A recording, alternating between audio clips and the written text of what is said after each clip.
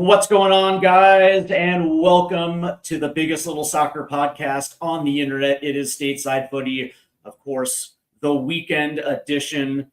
It's a weekend among coys. And of course, joining me like we do every single weekend is the legendary Dermotron of Tottenham Hotspur Football Club. Tottenham till we die. Why? Because Tottenham never says die. Good morning, Derma. I hope you're doing well today. Yeah, good evening, good morning, good afternoon, wherever you're watching this podcast around the world. And yeah, Steve, I'm no legend, but thank you for the compliment. But there are bigger legends out there than me, like Bill Nick, Keith Birkinshaw, Jimmy Greaves, Clive Allen, all them players that have Harry Kane, Sonny, Dele Alli in a way. All these players that wore our shirt with pride and given 100% and not being like how some of these current crop of players have been like absolutely useless. It's like they've gone to kindergarten and they've forgotten how to play. They're sitting in the corner. We not getting our jelly and ice cream. We're not performing, and that's what it is. But yeah, thanks for having me on, Steve. It's great to be here.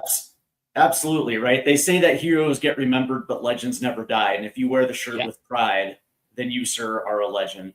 Let's get into it real quick because I want to welcome NateSki75 to the chat, who says, "What's going on, my friend? RIFC TID Rhode Island FC. I love representing the USL Championship, soon to be the USL First Division." And you know what, man? He gets on the ground floor with his Rhode Island love. I appreciate NateSki 100%. We have Wayne Bonner, who says, "How many O's are in good? 12. Good afternoon, folks. I hope you're all well. The Tudor signing as interim could be interesting. I agree." Dan Davenport 6902. Dan, of course, is a hardcore supporter of the channel. I do appreciate Dan. He said Pochettino is better for Spurs next season. Tudor caretaker head coach is a huge risk for us at the moment. Has he ever managed in the Prem? I think that's actually very well overblown because obviously Thomas Frank had experience in the Prem and he didn't really amount to shit. So I don't necessarily care about that. And we also have Paul Van Beek 8707 who says, "Good afternoon." It's very good afternoon indeed. Quickly, before we actually start this, please make sure you hit the like and subscribe button and also hit the notification bell so you don't miss out on any upcoming Stateside Footy content. And of course, starting tomorrow, we revert back to the US side of things because Major League Soccer is about to kick off in a couple weeks. And of course, tomorrow is an absolutely monster show as I welcome Will from MLS Moves to talk a little bit about what to expect this upcoming season. So make sure you hit the like and subscribe button so you don't miss out on that. All right. Now that is taken care of course, Derma, it has been a massive week. And a massive week as far as, some of the inner workings of our prestigious football club. Of course, after the Newcastle game the very next day, the beloved Thomas Frank gets the boot out the door, and I don't think that was surprising to anyone. I think a lot of people assumed it was going to be after the debacle against West Ham. Surely, after that debacle on the road against Burnley, nope. It took a couple more weeks, but eventually he gets the boot. But the interesting thing is it came out that, the reason why there was no contingency plan in place, and that was one of the things that burned me up quite a bit, was the fact that this should have already been in place just in case, at least in the first part of January, if not a little bit sooner than that. But of course, Vinny Venkatesham and Johan Lang didn't have a contingency plan in place, and we heard it's because they weren't planning on letting him go. As a matter of fact, these two clowns were willing to risk relegation for their ego, and it only took ownership to step in and say, no, that's not going to happen. Because at least ownership is looking out for the best interest to the point where we're not going to go down, and they'll try to do anything to make sure this club stays up. So from that standpoint, okay, great. But now all of a sudden we get Igor Tudor through the door. And so I guess we'll start off your thoughts on this entire week, the saga, how it unfolded, and where we got up to right now. What did you make of all of it? I think it shouldn't have been done sooner. I think it shouldn't have been done after the Arsenal game. Personally, that's when I lost. That's when Frank lost me after that performance, and that for me was the end of. I think we've left it go on too long. I think Vinay and Lang have proved they really are incapable of doing their jobs correctly, and Vinay would have this thing of another Arteta moment. He gave Arteta a lot of backed him. But the one thing about Arteta was he was backed within the boardroom. They backed him financially. So that gave him his way of, I'm going to keep him. Thomas Frank, for me, should have gone a long time ago. And I think the ownership, grew a pair of balls and said, right, we're doing this. We're going to get rid of him now. And I think it was the right decision. I don't think they had a plan who to bring in. I really don't. But there's one thing I found out during the last few days, that Paratici did recommend Igor to them back in November. So I would love to know what Vinay and Lang were watching when even a Ray Charles, Stevie Wonder, could see, and we could all see it wasn't good enough. We were sliding down that table like anything, like we're sliding down that table like somebody on a greasy pole. And they just let it slide. And the board kept having the same conversations every week. It was repetitive. And you would have thought after West Ham, enough is enough. But no, he continues on. Does this new manager save us? I think we can finish 12th. I said that last night on my own show, that we can finish 12th now. But I think he has to get something out of Arsenal. Everyone's saying Arsenal's a free. Yeah. We're certainly going to find out quick. Yeah. People saying to me, but Arsenal's a free pass. No, it's not a free pass. When you're down that bottom, every point counts. And that's got to start next weekend against Arsenal. And that means the fans, they've got to come together. The players have to come out and do what they have to do. And the manager has to get his tactics spot on. And this manager does play a bit of Ange ball, a high front football. Yeah. He's not, he plays with 3 at the back, a 3-5-2 or a 3-4-3. It's going to be very interesting to see what he does. But if he doesn't get off to a good start, and you look at these last 8 games, Steve, he's lost 3, drawn 5 out of his last 8. So he's not in great form as a manager himself. So we have to see what he does. But look, he gets my support, and he's here to the end of the season. And look, if he keeps this up, fair play to him. Absolutely fair play to him. So yeah, he gets my support. What I like about him is he's been in a relegation scrap before, and I think this was in 2018 with Udinese. He stepped in and delivered. I think it was 5 wins to keep them up. And so from that standpoint, I like the fact that there is no extension. It is literally just until the end of the season. He doesn't have to worry himself with anything except for keeping this team up. And it doesn't necessarily matter. He could win 12 of 12. It doesn't matter. He's not going to be back next season. His job is just between now and the end of the season. And so from that standpoint, the only thing he has to worry about is the tactics. And from everything that I've heard, he's actually a pretty good man manager. And at that point, it's an opportunity to bring the entire club together and say, put their arm around him and say, listen, just go out there and play football. Here are the tactics. Go play free, go have fun, and just enjoy this game. And give it a go for 90. You guys are capable. Yeah. So just go and deliver. And that's it. The best thing that Igor Tudor can do is just not overcomplicate things. Keep it as simple as possible and just let them go out there and play free, have fun, and go get results. Simple as that.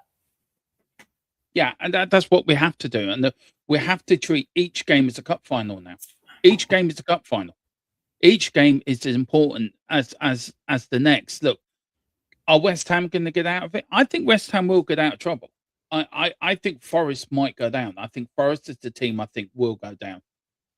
But for me, we've got to start picking up points straight away. And Arsenal didn't look that brilliant against Brentford, by the way. I thought Brentford were really unlucky not to win that game. And I think about this Arsenal side, you put them under pressure, you make it difficult for them. They don't like that. They don't like you getting up, and we've got to do that. The fans have got to play up. You're going to the game, so the fans have got to make it a hostile environment as they can, like we did a couple of years ago under Conte when we beat them 3-1. on our way to get the top 4. We've got to make it as hostile as humanly possible. The players have got to go out there and give it their all. I think they will. Yeah, I'm slightly doubtful on a few of them. I've always doubted, have these players got it in them to fight relegation? We're going to find out, aren't we? We're going to find out in the next 13 games if they've got it in their locker to do that or not.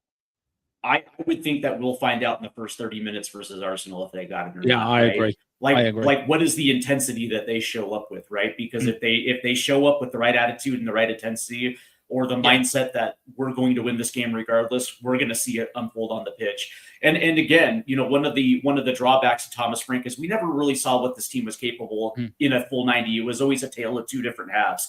And we spent more time worrying about what our opposition was going to do, not necessarily what our full game plan was. And because of it, we started hearing some very bad things about players showing up late, tuning out Thomas Frank altogether. And there's an absolute reason why we never saw that. Funny thing, God bless David Clark, who says if it were left to the fans, it would have been Ledley King and Mason. That's how deluded Spurs fans are. God bless you. You mentioned this earlier. He goes on to say we'll get 14 points from 12 games and finish with 43 points in 15th place. I actually have in the final, I got let's see, there's what? So I got 5 wins. Fulham. Let me pull it up real quick. Let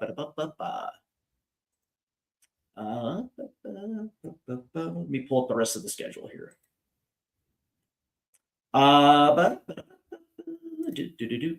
Sorry. All right. So yeah, I have wins against Fulham, Crystal Palace, draws against Nottingham Forest, Sunderland, and Brighton, but wins over Wolves, Leeds, and Everton. So that is 3-6, 3-6-9, 10, 11, 12, 15. I have 18 points the rest of the way, and losses against Arsenal, Liverpool, Villa, and Chelsea. But I have 18 points, and I believe that puts us at 47 points, 48 points, 47 points, and I think that's going to do it for and me personally, that's enough. That'll keep us up. Yeah. And that's what 5 wins, 6 wins out of 12. That's good enough for me. And I think I think those are the matches where we're going to pick up the points. And you brought up an interesting thing. You're wondering what type of fight this team has. Me personally, I just want to see whether they're capable of exacting some revenge on some of these teams that either beat us or we drew and we looked terrible in the process doing it. And also against some of the big clubs, man, can we just give them a run for a full 90 and just essentially play our hearts out? And so from that standpoint, I don't know where you stand on the final 12 games, not including the Champions League, but where are you at? For me, the final 12 games, I'm just getting them up now. So I think, look, where are we now? Sorry, I'm just getting there now. Sorry.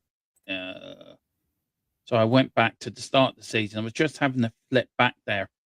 Right. Sorry. There we go. Right. Arsenal, look, I'm always an optimist, so I think we'll get a point there. I think we'll beat Fulham. We beat Palace. I'm going to that game. I think we will lose to Liverpool. So you're looking at 1, 3, 6. That's 7 points. I think we beat Forest 7, 8, 9, 10 at home. I think we've got a point away at Sunderland, which is 11. I think we beat Brighton and Wolves. So 11, that's sorry, my maths ain't right in my head. That's 16. 11. 16. No, 17. 17. 17. And I think we beat Leeds and we will get a draw against Everton last game of the season. I think we lose against Villa, Chelsea, and Liverpool. I do. And what's that? That's how many points that, Steve? That's you said I think you're looking at 18 to 20 points, somewhere in that area. 18 to 20 points, yeah. I think we will. I think, and then if you look about it, we're only 10 points off I know we're not going to get there, but if you look at the table, we're only 10 points off top 8. Do you know what I mean? Mm-hmm. So I think we'll get out of it fine, but it's having these players, have they got the fight to do it? Yeah. And yes, we do have injuries, and we do have bans as well. So that is the issue. Yeah, Carl Slim Blue, aka Audio Artisan, does bring up the injuries and bans. One of the good things about this, though, is that as we get into March, obviously we're going to get Christian Romero back for the stretch run, and we're going to get a few bodies back in the terms of Mohamed Kudus. I think we're going to get Pedro Porro back. I think we're going to get Bergvall back, and that's certainly going to help this team. I think the ones that you pretty much can count out are probably going to be Kevin Danso, Kulusevski, Madison, and Odegaard. But outside of that, we're going to get some bodies back, and I definitely think that is going to help. One of the things that I like is the fact that Tudor worked with Randall Colomwani, and that's going to be something I'm going to keep my eye on as well too. If there is a proper way to deploy a guy like Randall Colomwani and potentially get 5 goals out of him the rest of the way, anywhere between 5 to 8, 5 to 10 the rest of the way, that would be absolutely fantastic, because we're going to need it. We're going to need that's one of the biggest things that through the Thomas Frank era, we never knew exactly where the goals were going to be. We were essentially, a long throw set piece goal scoring type of team, where I think the only forward player that was able to I guess you can say to score goals at a somewhat consistent clip was Richarlison. He might be back as well too, which potentially could help. But outside of that, you're talking Mickey Van de Ven, Christian Romero, João Plina. Those that's where we were getting our goals from. And so from that standpoint, I look at this as an opportunity for Igor Tudor to at least do his best to sort out some sort of attacking identity between now and the rest of the season. Yeah. No, I agree. I agree. Look, we are going to get. We may see Kulu, by the way. I have a sneaky feeling you may see Kulu for the end of the season. I just think you may do. I hope. I mean, with the club, we've been very silent on Kulu, which has not been great for us. It hasn't been great for communicating with us, and I think the club haven't been great with this either. And if you look at all the injuries we have, we cannot now blame Ange for the injuries we had last season. Correct. It's the continuous of the same injuries we had last year. It was hamstrings last year. Now it's ACLs this year. And you wonder who is running the medical department, what is happening there, because these players are, they're not coming back. They're going into the injury room. They get lost in there. It's either Dr. Tottenham who's running that department, or it's Sideshow Bob. But what I will say is that I say Sideshow Bob. Can I ask you this question real quick? And I know this might be a little conspiracy theory-ish, but do you think Kulu specifically held out because he didn't want to play for Frank? Because we've gotten inconsistent reports about Kulusevski, and the thing about it is we've seen him on the grass, and we've seen him even on a leg press machine. But allegedly, he's got this reoccurring knee problem, or this reoccurring knee pain. In the back of my mind, I wonder if he was just saying his knee hurts because he didn't want to play for Thomas Frank. Do you know what? If you go and find the Team 4 hats and we put them on, then yeah, I would go along with you 100%. I mean, I love nothing but a good conspiracy theory. I do love a good conspiracy theory now and again. I think that's the best one yet. I mean, that one for me is number one. I wouldn't be surprised. I would not be surprised if he's looked at the time, he's looked at Thomas Frank, and Romero's talked to him, or people have talked to him, like his teammates saying, "This manager's a joke, man. Don't rush yourself back. We'll get a new manager." Yeah, don't rush yourself back. Don't rush yourself back. Don't. And you're looking at Solanke, and it was very interesting with Andrew as well, what he said. And it makes you think how much these players did respect Ange Postecoglou, how much they would run through a brick wall for this manager. And I think whoever came in next either it was Thomas Frank or whoever come in next, I think the only one who would have got the same respect is Pochettino. Anybody else would have struggled because these players were rarely sold with Ange. They were there with him. They were, do you know what I mean? It was, and I think it's a bit of them saying to the board, why did you sack a manager that won us a trophy? Yes, the league was crap. And Steve, how many times did we see last season? Is this the game he's going to be sacked? Is this the game where it's all going to come to an end? And we were going through it again this season with Thomas Frank again. Yeah, you know what bugged me was the fact that when you look at Ange Postecoglou, the fact that in his first season, like 2 days before the opener, knowing that Harry Kane wanted to leave, they could have done it earlier to try to find a replacement for Ange. They wait until after the final preseason, 2 games before Brentford to open the season, and they sell him. And his entire first season, he doesn't even have a target striker. He doesn't have a target 9. And he still manages to finish 5th and got them into Europe after the season before where they finished 8th. Yes, the Champions League, no. But their response to Europe was bringing in Dominic Solanke and 3 teenagers. Yeah. And they didn't give him proper cover in case of injury. They didn't give him proper cover when it comes to, I guess you can say, form or, players. He was looking at players like Mbemo and Semenyo and Guehi, and he was looking at proper Premier League players that at the time actually considered Spurs.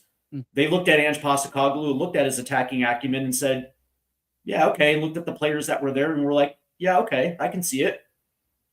And of course, we didn't go after him because for whatever reason, we need Champions League money in order to feed the kitty, even though we print money left and right. And our debt's not even going to come. Our debt's not even going to be starting to be serviced until 2030. Yeah. And that was their response to Europe.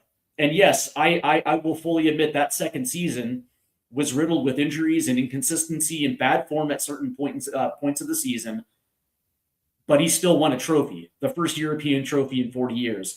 And when you look at the entire body of work, yeah, don't get me wrong, last year was crap. But that being said, it's like you had a situation where the players understood that if there was better reinforcement with the players that were there, it potentially could have been a lot better.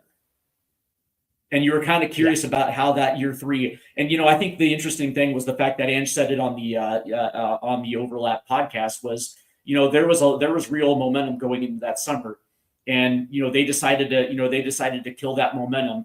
And imagine going into that Super Cup feeling like we could win that game, and all of a sudden we'd have 2 trophies in 3 months. And there's a lot of momentum coming into the season. Yeah, I agree. I think the club killed the momentum straight away. But if Ange knew he was going anyway, he said himself he knew he was going. He wasn't being talked about summer transfers, so they knew. I think the club completely killed any momentum we had. And you bring in Thomas Frank. And I'm looking back on it now, Stephen. I was just looking back when you were talking about fixtures. We didn't have a great preseason, by the way. We didn't have a fantastic preseason. We drew against Wickham. We drew 0-0 away to Luton. We lost 4-0 to Bayern Munich. Yes, we drew 1-1, I think, with Newcastle. And we did beat Arsenal in the preseason by a great goal by Papa Sarr, by the way. And but we didn't have a great preseason. The only one game I think we rarely showed his class was PSG. Maybe Burnley at the start of the season. I actually disagree. I thought that match against Arsenal in Asia was actually a pretty good, as far as fight and heart goes. I thought that was pretty good. Same thing with PSG. I agree. The point, the point is that it didn't happen in the regular season. It didn't happen in matches where it's expected. It was in the preseason. And for me, I think the turning point was our first derby match at home against Chelsea. At the stadium. And he essentially just, parks 10 men behind the ball. And that is what we saw for 90 minutes. Yeah. In the first opportunity to really kind of show the fans exactly what your football looks like, exactly what it's going to look like at home, win or lose, whatever the case may be. And your reaction is in a massive derby fixture at home. is to park 10 men behind the ball, 10 men behind the ball. And then instead of saying, you know what, yeah, maybe I got this wrong, you do it again against Arsenal at the Emirates. I mean, for me, that was like, that's when you know that you're well in over your head. Yeah. And I think the cracks were shown after that Chelsea game with the plays towards him anyway. And I know David says there pre-season has nothing to do with results. It's all about fitness and getting up to speed. I do understand that, and you are right, David, but it's also you want to see the start. What is going to be your tactics for the season? How are the players going to adapt to a new manager? You want to see some progress. You want to see progress from within what this new manager is bringing. And I think there's only 2 or 3 games he'd done that. PSG, Man City away, when we beat them 2-0. And the third one, I can't really think of a third one. I think PSG and Man City away was probably best games as manager with us. Some might say Borussia Dortmund in the Champions League. Maybe. But maybe. Do you think, Steve, that the warning signs were already there when we lost to Bournemouth, when we drew with Wolves? Do you think the warning signs was, hang on a minute, the alarm bell started ringing, something isn't right here? Yeah, because he was rotating far too heavily in those early matches to the point where we weren't getting continuity. Like we weren't developing partnerships on the pitch. And what was interesting is like the guy that was really scoring the goals throughout the preseason in the early portion was Pap Sarr. Pap Sarr came into the season in form, and then all of a sudden he gets benched for no reason at all. And I would love to know why Thomas Frank decided to do that. There were better ways to introduce Xavi Simons into the starting 11 here and there, where you can still continue to get that run of form from Pap Sarr, and I think it kind of killed whatever momentum. And I really, of course, our good friend Dave Harris thinks that the cracks started showing against Bournemouth the first time around, and I think he might be right, because when I look back, that's when really the tale of two halves of football started. And of course we saw that against Wolves, even in some of our wins on the road in the early portion of the season, it really wasn't a full 90. And it was kind of like, okay, we got to win. We got a massive 3 points. But right after that October, when we got that win against Everton, and really the calendar switched, and all of a sudden games were coming thick and fast, and we were playing teams that are considered, top 5 Premier League teams. That's when you really started seeing, Thomas Frank kind of retreat into a shell. I call it the scared turtle. I call him the scared turtle because that's exactly what happens when turtles feel threatened. They just kind of retreat into their shell. And he showed absolutely no fight. But it is what it is. I look at his, I seriously wish Thomas Frank all the best. But that being said, you can't show cowardice when you're at a big club. You actually have to stand and fight. And the fact that the fact that he misidentified certain players, or he was taking players that were outside of Richarlison, every single player that was in form, he ended up dropping at one point for no explicable reason. So, as far as I'm concerned, he earned it. So that's kind of where I'm at. And again, Steve, it's another big payoff, isn't it? It's another 11, 12 million pound payout. I don't think he's getting the full 18. I think it's built into contracts now. They will to get a certain percentage wherever they are in the league. I think that's got to be. But again, we brought all these backroom staff over. Yeah, we brought all these backroom staff over. We brought his over. We brought his director, I think head of medical over as well. And Vinay and Lang took us down this road where they had no option but to back Thomas Frank. They had no option but to say this manager will come through for us. And at the end of the day, you're staring with relegation in the face, and we are in a relegation battle. I don't care what anyone says. We are still. Yeah, well, of course, we're 5 points. We're 5 points off the drop.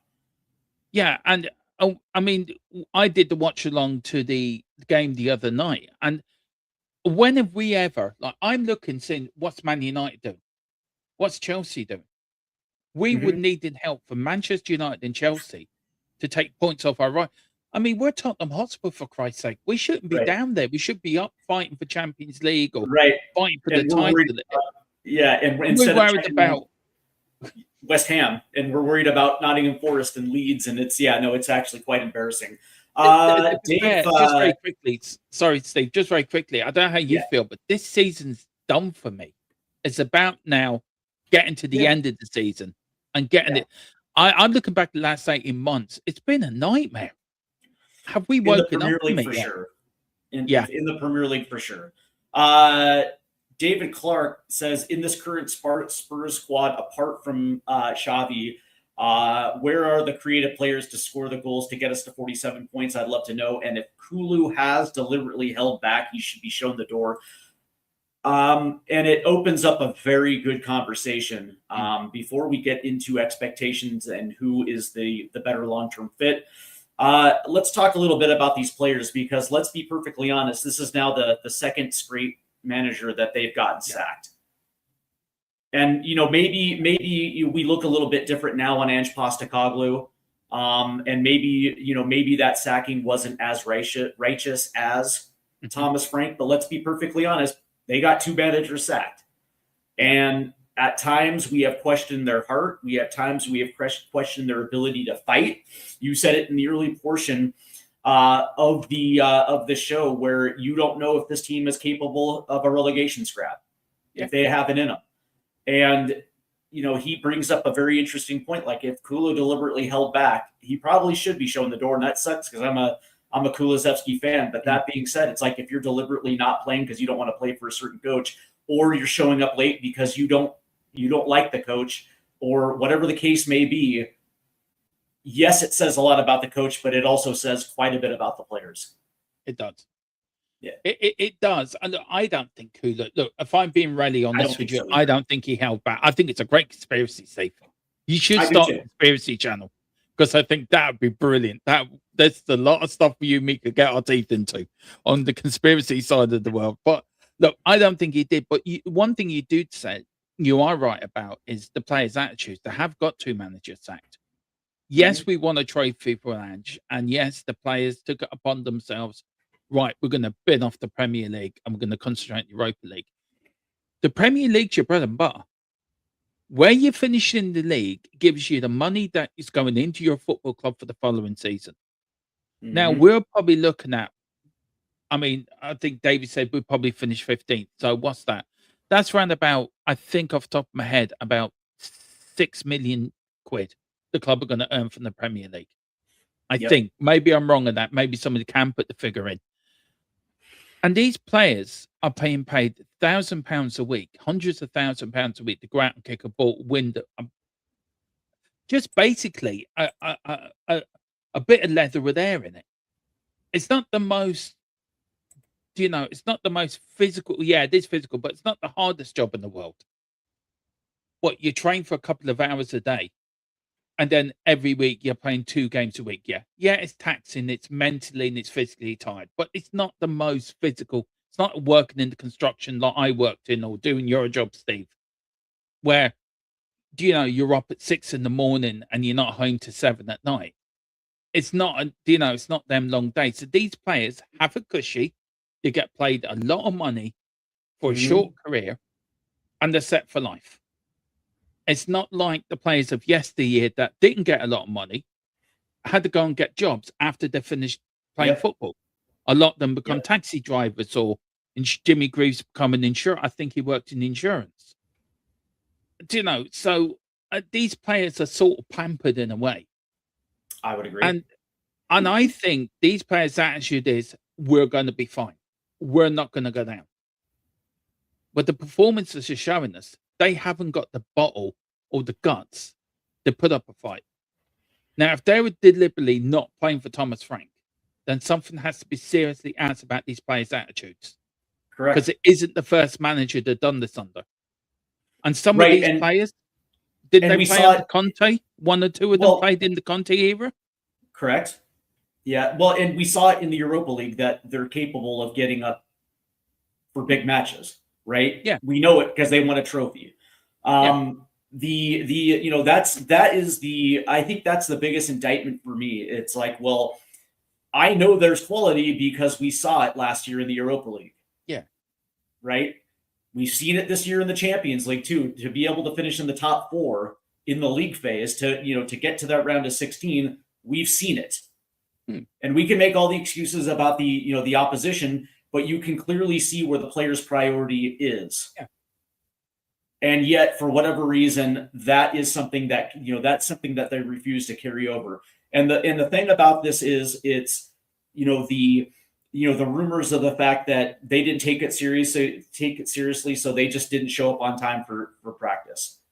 If your captain's one of those players, I'm sorry, he gets stripped of the captain's band. Yeah.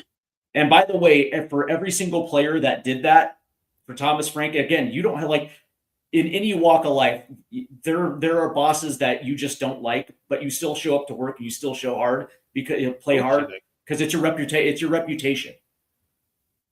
And that is something that worries me about these players, because if it is, and it really is just simply, well, we didn't want to play for him. Well, I'm sorry. Those core players that decided that was okay, I got to be honest with you, man. I don't, under a coach that is going to apply strict guidelines, a coach that is going to have massive expectations on those players.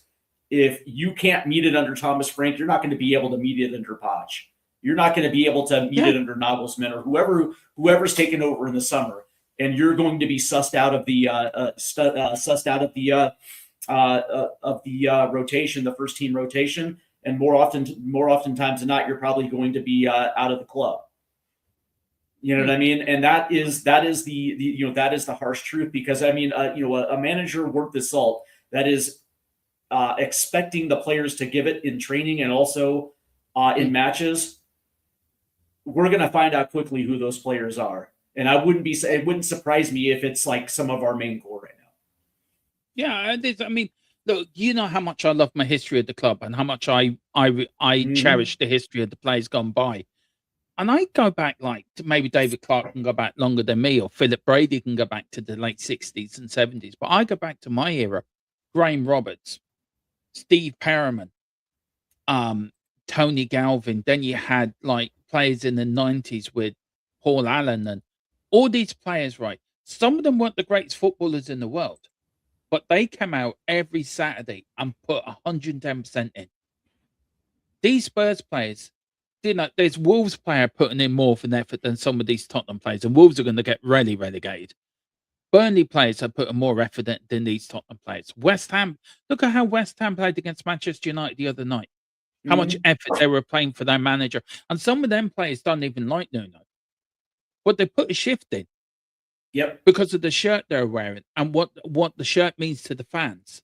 And I've never heard the London Stadium as raucous as it was when they played Man United. You look at Brentford the other night, how much they're playing for Keith Andrews at the moment. How much they pray for the shirt. Some of these Tottenham players do not care about the shirt. And that, for me, is unforgivable. That, for me, is a sackable offence, in my view. Yep. And out the door. And if you're a captain, you have to lead by example. Correct.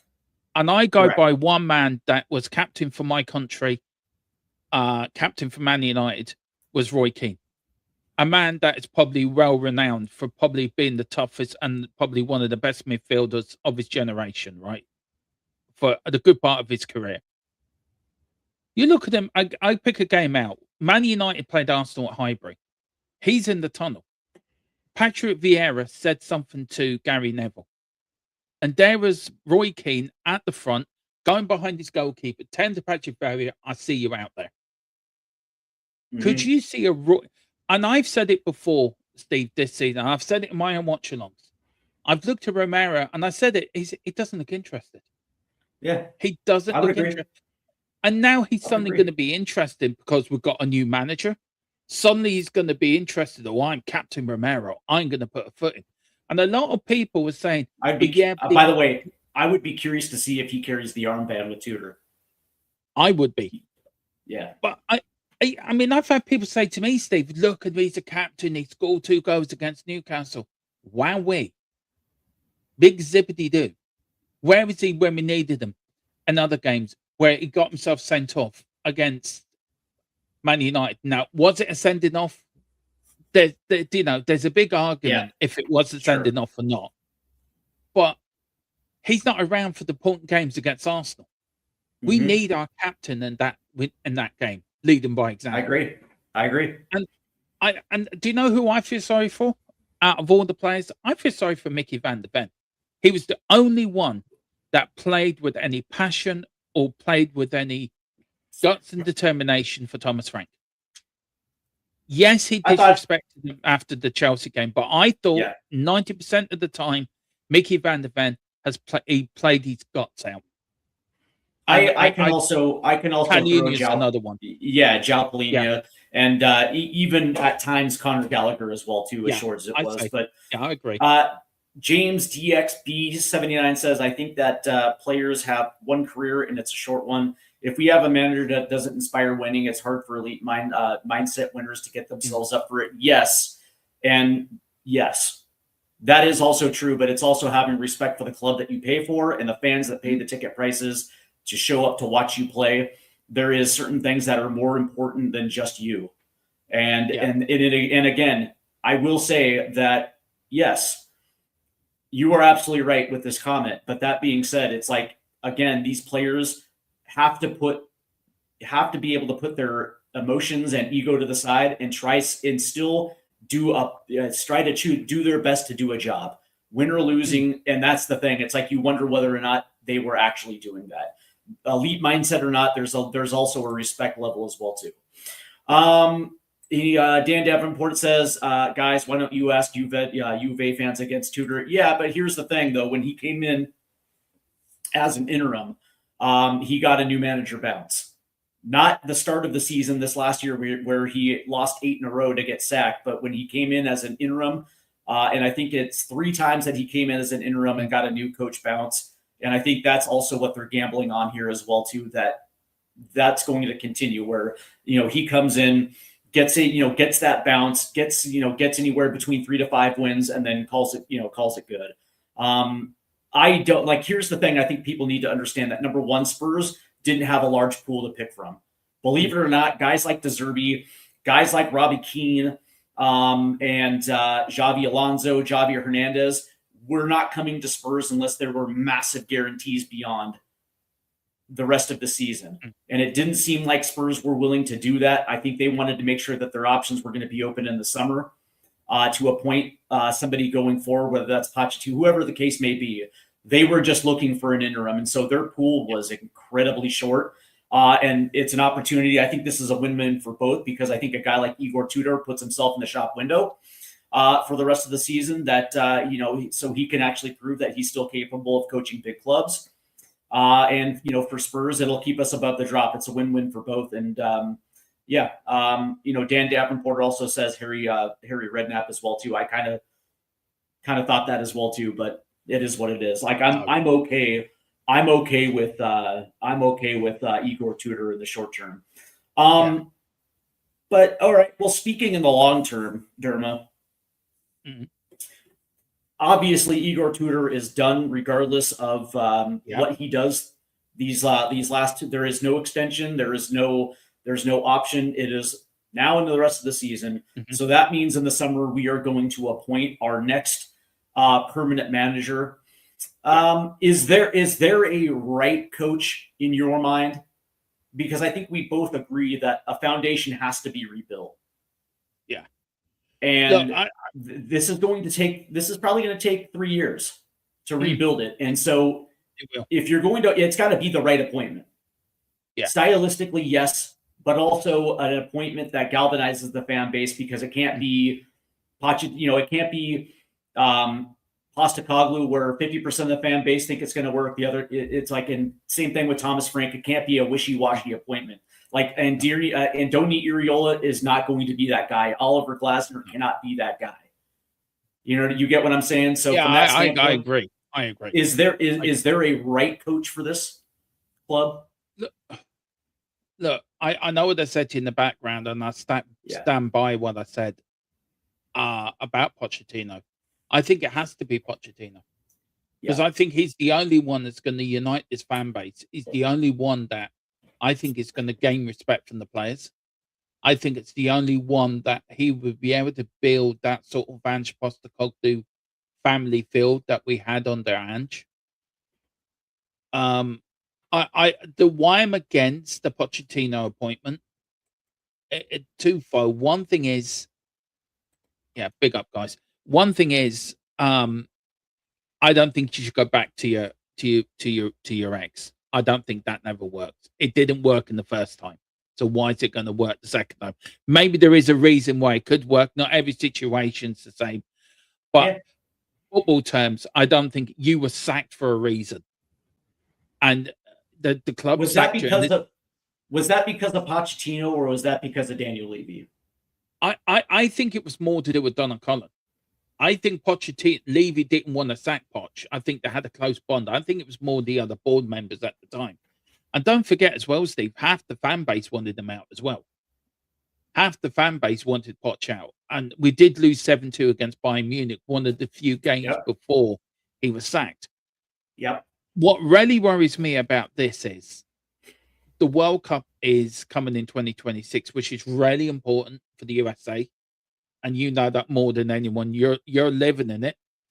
I mean, we've got the game in March. Hopefully we get to the USA. I would love us to get there. Believe me, I'm nervous now. I'm not even getting to the semi-finals of our last chance to get to the World Cup. But the point I'm making is that his priority is going to be on the World Cup and getting the USA as far as you can into that tournament.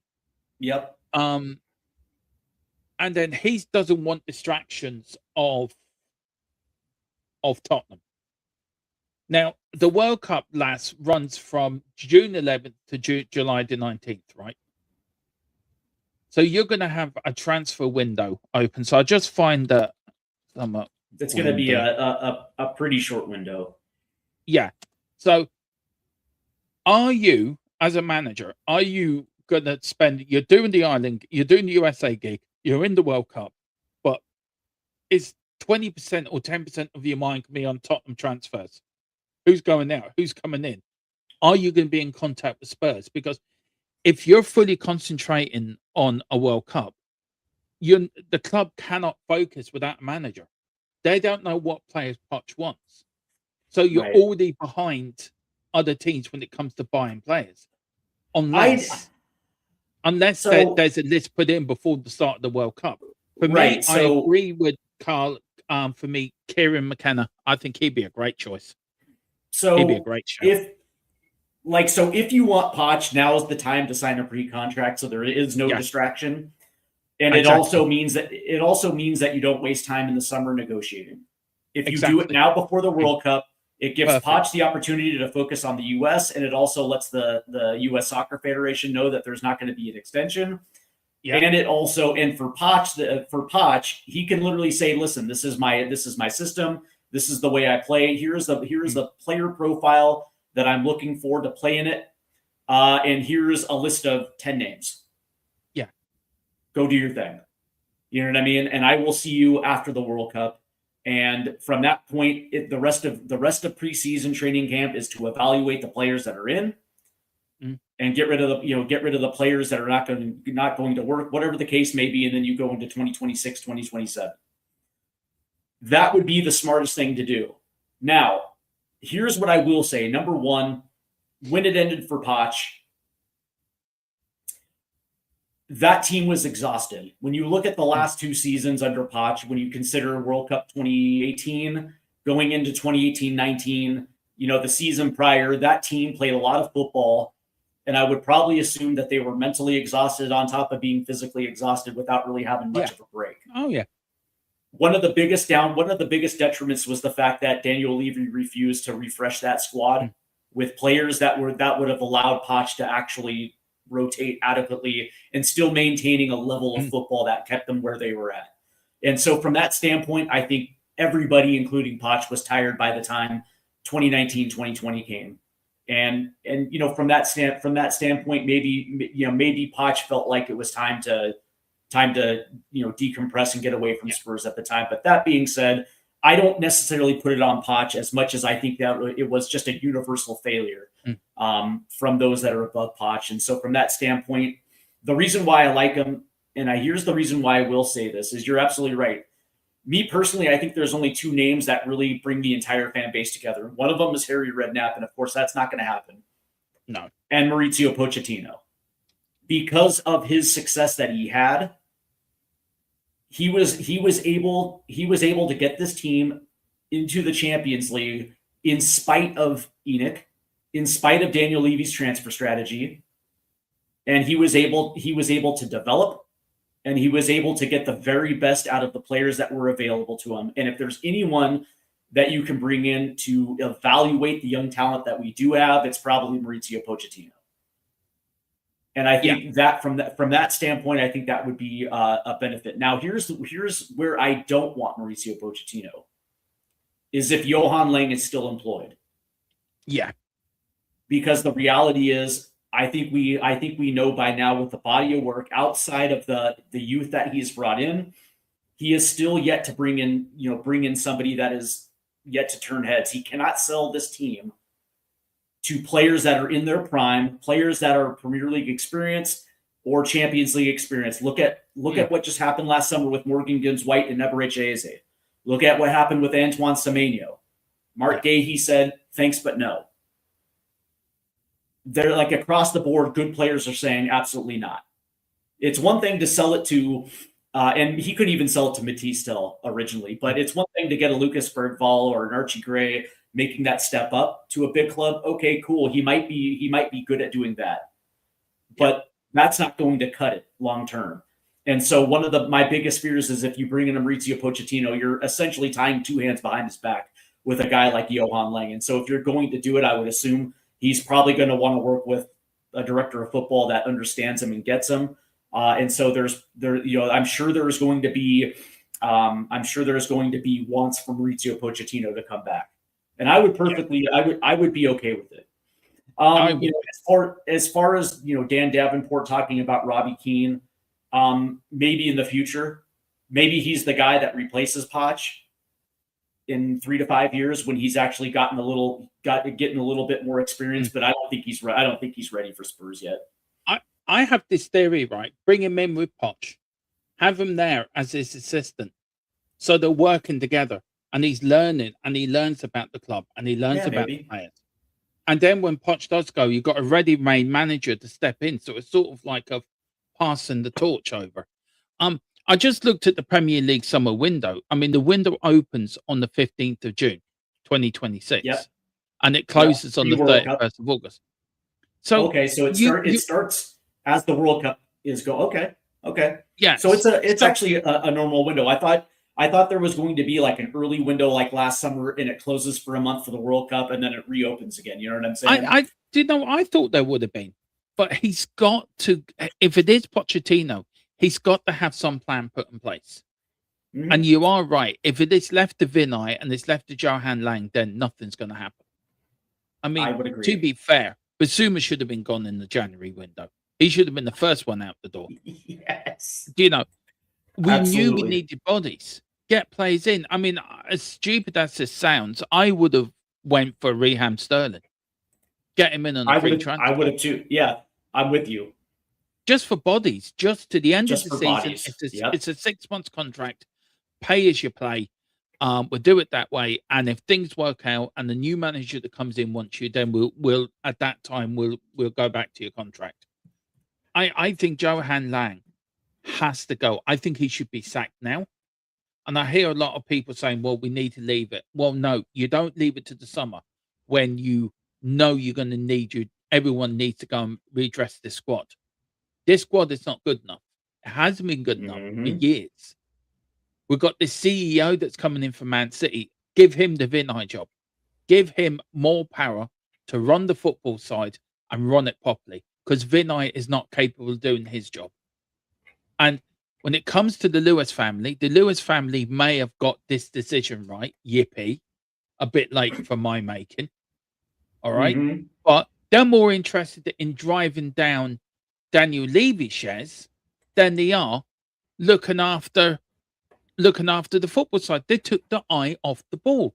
And they took the eye off the ball. They left it to Bozo the Clown 1 and Bozo the Clown 2 to run the football club while they were too busy fighting Daniel Levy. And they put their eyes back onto the football club. And what happened? With 5 points off relegation. And just lastly on this as well, I don't know what you think, Steve, right? Daniel Levy was number 1 in his job. Paratici was number 1 in his job. So they've left. Paratici saw what was going on, saw nothing, nobody was going to do anything. He knew back in October what was happening. He recommended to the board back in late October, early November, sack Thomas Frank and bring in Igor Tudor now. He's the man to rescue for the rest of the season. It's ironic. He recommended that. Yeah, it's ironic that they went back to him. David Clark says it doesn't matter who the director of football is. Do you seriously think Lange deliberately didn't sign players or is incompetent that he didn't? No players weren't signed because of Lewis, because on Lewis to say so. No, me personally, I just don't think he could sell it. I think players understood that. Like, that's the thing, man. Players talk, and I'm sure that word got out that, signing to Tottenham means you're playing for a guy like Thomas Frank. Me personally, I just don't think that he could sell the club, and that was the reason why we couldn't get players in. Also, that Akaluche, it was Monaco that backed away because Spurs were trying to lowball. Get him at the right price. All right, but Derma, let's talk a little bit about it because we had some pretty interesting. Results in the Premier League this week. Mm-hmm. Leeds drew 2-2 with Chelsea. Bournemouth beat Everton. West Ham drew even with United. There were some pretty interesting results this week. Brentford drew 1-1 with Arsenal. That was interesting. And coming up this weekend, obviously, it's the big North London derby. Is there a game, obviously outside of the North London derby, that you're looking at in relation to where we sit in the table, or is there a match in the championship that you're looking at, or anywhere in the UK that you're looking at where you're kind of like, oh, this is going to be exciting?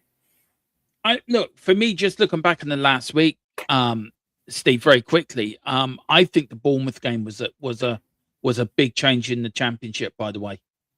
I think that game for me was a major shift to Man City. I do believe that. I do believe that has given Man City the sort of incentive to, we can do this. We can catch these guys. These guys are beatable. We can win this league. They're going to get jittery now. Exactly. The Arsenal wobble has begun. They're getting to this time of year where they start looking at it, they start getting the bottle championship ready. It's being made by the Premier League as we speak. But for me, so the Arsenal game for me was a match that I watched and I thought Brentford should have won. To be fair, they had enough chances to do it. Games this week, apart from our game, of course, against Arsenal. Another game I will be watching would be the Forest against Liverpool. I think if Liverpool can beat Forest, I think that helps us. It puts Forest into more dire situation. They're now on their fourth manager this season, or third manager this season, fourth manager. So I think Forest are shooting themselves in the foot. So I think that's why I think Forest will go down. Also, I will be looking at the Man City Newcastle game because I think that is vital for both teams. I think it's vital for Man City for the championship and also for Newcastle. Also, Man City will go 1 point behind Arsenal if they do win that game. And this Arsenal side does not like pressure. You know that as well as I do.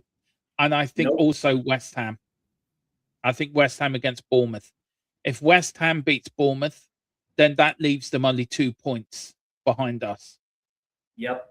That's crucial for us. That's and then how are we going to react to that pressure of West Ham gaining on us? So there's a few games, I think, where you look at it and you're thinking, I think the title race will go to the last game of the season. I think Man City's going to win the league.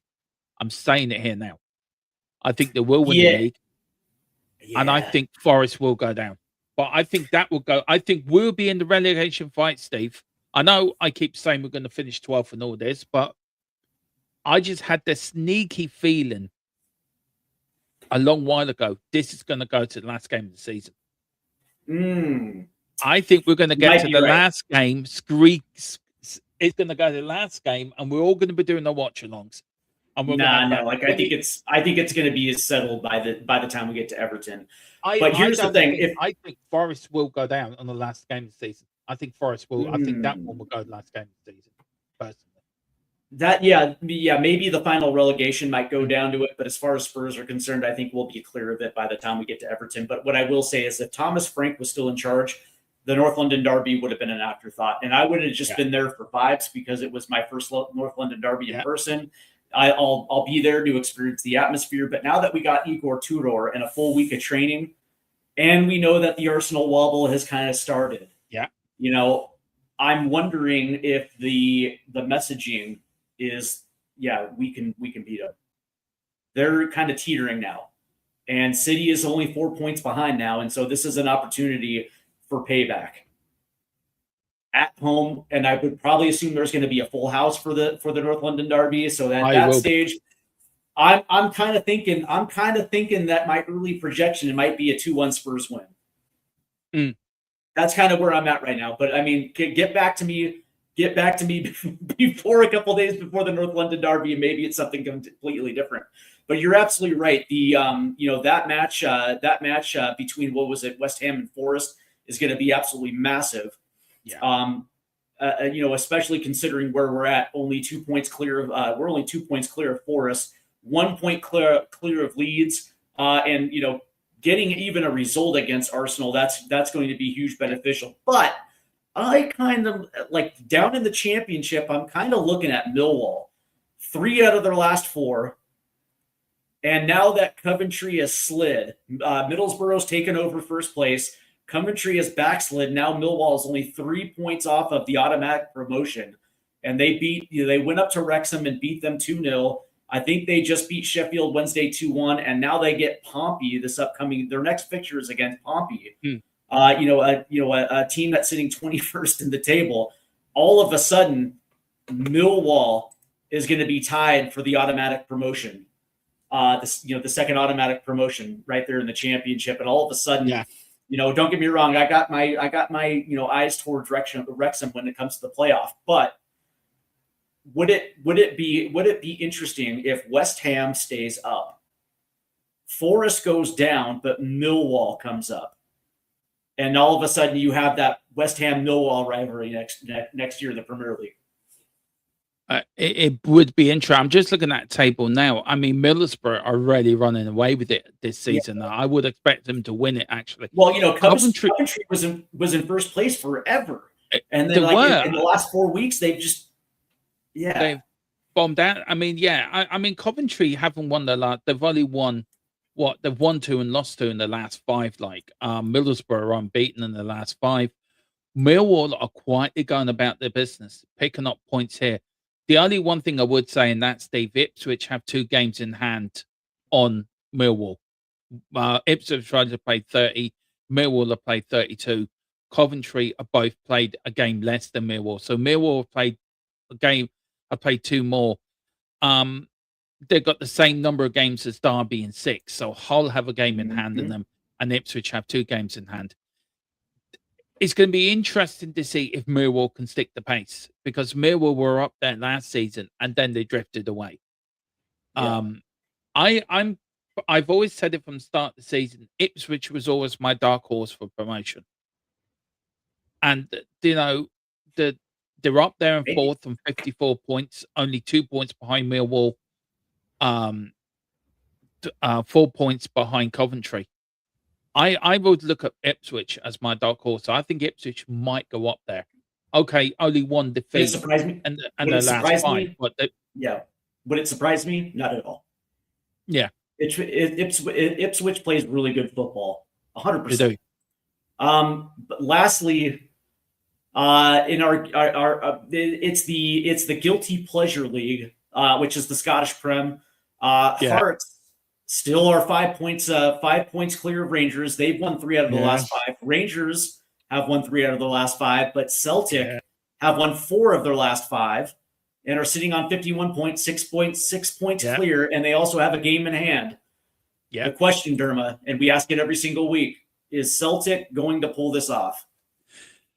Oh, Lord, I'd love them to, but I can't see it. I think Hearts have won it this year. Honestly, I do. I think it's Hearts' league to throw away now. I think it's going to be great for the Scottish League as well, Steve, that different teams won it, bar one of the Glasgow Giants.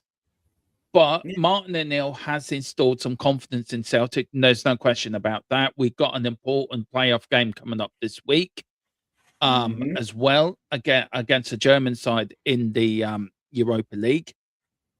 And I think the fight will be between Rangers and Celtic for second. I think Hearts, I think they've played Rangers and Celtic now. So it's about picking up points against the rest of the league. And I think they can. I think Rangers and Celtic have sort of shown the boat. So for me, I really hope Hearts wins it. And that's from a Celtic fan. I don't want Rangers winning it at all. So I'd rather Hearts win it than them winning it. But I do think one thing, though, Steve, it does bring out that the ownership of both clubs has to be questioned. Has to be questioned this year. The ownership of Rangers with Russell Martin, how long they let that go on. From a Celtic point of view, they should have kept Russell Martin there for the rest of the season. I would have been delighted with that. But also our ownership at Celtic and they made a couple of missteps. Martin O'Neill, bringing in the American coach. No, I got nothing against the American coach. Well, he's French. He's French. Wilfred Nancy is French, but he was coaching in Major League Soccer. It was a bit bizarre. Some of his I saw his last press conference before he got the sack, and some of his things coming out of was I'm looking at going, what the fuck? This is a bit like Conte. This is a bit like Eric Cantona rambling here. That's funny. And they brought Martin O'Neill back in. He steadied the ship. And I think, for me, they need to bring Ange Postecoglou back to Celtic. I really want them to do that in the summer. By the way, it wouldn't be a bad call. It wouldn't be a bad call. And by the way, David, who cares about Scottish football? I do. Yeah, we do. All right, Dermot, that's going to do it for us today. It's always been fun. What's coming up on THFC Tottenham Till We Die this upcoming week? We've got a couple of pre-records coming out. One on Wednesday where the other lads are going to ask me questions about why I support Tottenham and how I become Tottenham. It's sort of we're sort of going to talk to each other. So that's coming up. We've got one also on. We're going to look at Tudor's tactics and what he's going to bring to what is he so different to Thomas Frank. And then, of course, I'm away for a few days. Then on Friday, we've got the North London podcast, episode 4. Episode 3 is tomorrow night. And then on Saturday, it's the build up for the Arsenal game. And then Sundays, your watch along. There's your after the whistle. I will send you the link, Steve. So maybe you want to pop on halftime when you're at the stadium to give us that bit of pre or halftime vibe, what it's like in the stadium, like you did with me when I was at the Palace game. And or maybe after the whistle as well, we'll give you a link and pop on and let us know. Celebrating a win or commiserating over a defeat. But we've got that and with loads of stuff coming up. So but listen, I hope you have a safe flight and I hope you really enjoy yourself next week, bud. Have a great time because I'm ready to you going to that. It's I'm really looking forward to it, and I got that nervous energy, but it's going to be fun. Quickly, for those that are tuning in, please make sure you hit the like and subscribe button, and also hit the notification bells as well too. Head on over to THFC Tottenham Till We Die. Show some Dermotron some love as well too. Tomorrow we have an MLS preview show with Will from MLS Moves as we talk a little bit about some of the winners and losers of the MLS offseason, and also who's expected to win trophies. That's going to be fun as we're just a couple weeks away from the 2026 MLS season kicking off. And of course, on Tuesday, the last show before I take off for London will be USMNT Yanks Abroad. So that should be fun as well, too. Please make sure that you do. and make sure you hit that like and subscribe button, especially if you want dodgy opinions. You're a beauty, David Clark. You're a beauty. Just quickly, I am starting an Irish channel as well for Irish soccer as well in the next month. We're going to do it for the Irish internationals, but also I'm going to start covering the League of Ireland and everything Ireland soccer. So we're going to do that. And I may throw in Celtic in there as well. So there will be the Scottish League and the Irish League and the Irish international team. So yeah, we've got that coming up. St. Pat's. Yeah, we've got that coming up now in the next month or so. I'm going to put it together. But yeah, looking forward to that one. That's going to be a bit of fun. All right, guys, take care. Enjoy your weekend. Bye-bye. Yeah. Come on, you Spurs.